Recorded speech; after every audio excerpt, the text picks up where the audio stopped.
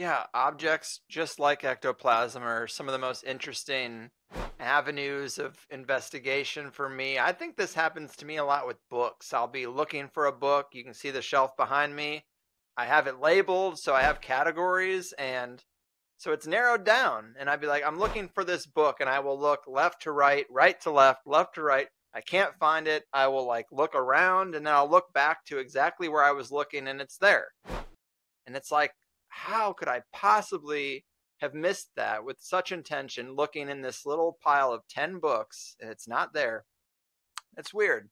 Uh, because our senses filter so much out, you could say that it's just a phenomenon that feels spooky, but I think sometimes objects are placed, read some Philip K. Dick and read some of these guys who are like, no, when you're writing a book, you'll find the resource you need just at the right time presented to you. There's something spooky going on for sure. And in the book, the images of apports that you have are mostly, from what I can tell, things that are on display that are considered apports. You have to kind of just take them at their word because they're just on display. And a lot of them are animals. Isn't that weird? Once upon a time, there was an Apport museum in Hungary of all these like different apports, and that included live animals.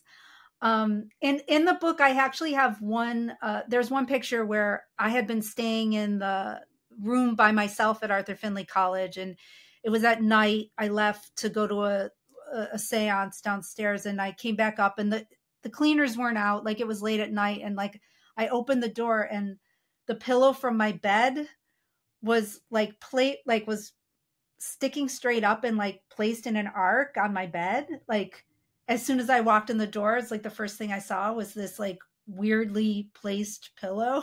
Huh. And that picture's in the book. So that picture is like exactly what I experienced when I opened the door. So that kind of brings the experience to life. But yeah, I did like actually spend time photographing some of the artifacts that are claimed, as well as my own experiences, because I'm trying to speak to this history as like a history to be relooked at and reconsidered. Yeah. It's almost, like this religion happening in real time or something. Right. And there's a fair amount of lizards and frogs and that sort of thing on display. And then there's a couple of birds, which... Oh, yeah, the bird. Yeah, the apportive bird. Is there a backstory to that yellow finch bird? Yeah, so I was in France at this place, this really wild place called Mont Cabaral, which is no longer it's no longer in service there. But it was kind of a place where all these physical mediums would go and meet up in France. And it was owned by this couple, Tom and Kevin, and they said that, when they were having like a bad time or something, and they asked the spirits like for a sign or like some sort of, sign to keep them going, or I forget the exact details, but it was the middle of winter in France, and they opened their door, and this bird just flew in, this like, this tiny finch, like who was not of the area and definitely wouldn't be there in the winter, and kind of just flew in their door. And so it's the apported bird. So there's a picture of that bird in the book. I love it. Another one where there's a woman standing next to a golden lily that apparently just appeared. And I'm curious, with all these seances you've been to, when I talk to occultists who are pretty deep in it and do rituals and that kind of thing, they tend to say that there's a hierarchy of spirits, and the dead are basically at the bottom. They say that the dead don't really know much more than we know, that when you start trying to talk to them and get insight about the afterlife or the other side, they're kind of useless to us. But there's obviously a rich history of talking to angels and spirits higher on that hierarchy.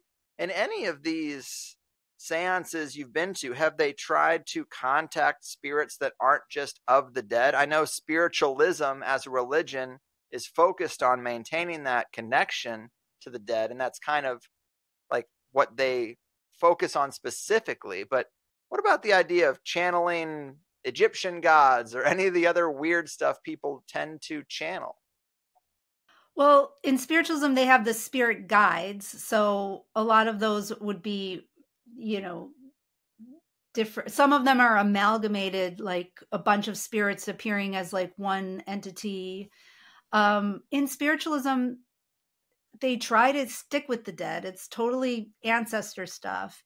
And like if you go to a spiritualist church, there, and it's like a from the SNU, which is the national organization in England, or if it's the American organization, they want you to just only talk to the dead because it's safer. It's more what they do. I mean, It does seem in safer. spiritualism, yeah, like channeling aliens or elementals is, you know, it's frowned upon, and it's debated exactly why, but I kind of could argue that it's because of a safety thing. Like spiritualism is, like I said, it's more passive. It's more just about like opening the connection or proving that there is a connection. It's not about like doing wild magic or bringing lots of change into the world. It's more just about that connection and about also healing.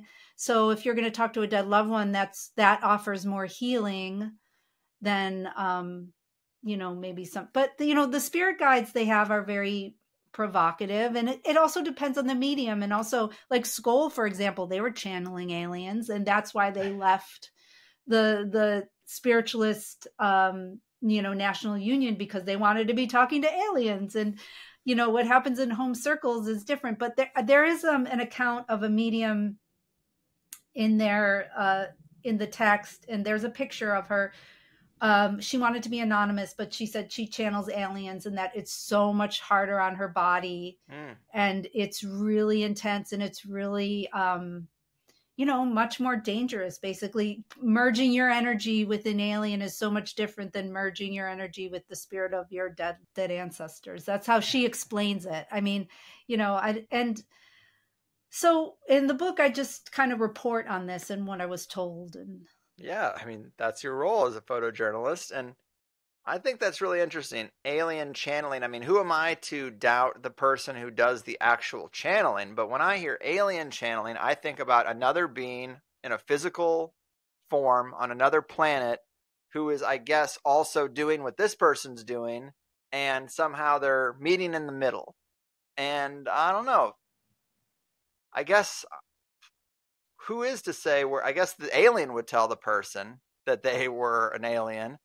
But I sometimes am like, what about beings that just exist on the spiritual plane that aren't somewhere else physical? I'm never sure how to interpret that word alien when it comes to this non-physical interaction. It's just an interesting thing to think about. I mean, there's really probably no answer, and you shouldn't really extrapolate too much about a person's personal experience if you're not also doing it.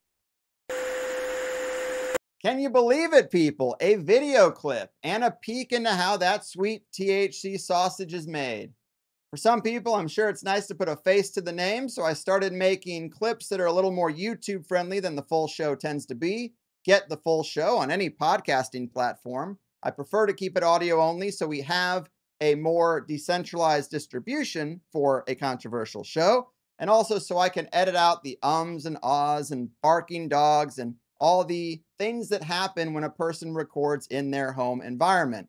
And then if you really like the show, you can sign up for THC Plus, and instead of 1 hour interviews, you get the full 2 hour interview for just $8. I think that's a better deal, more of a win-win than asking you to support the show by booking a therapy session or buying generic Viagra. It's getting weird out there, folks.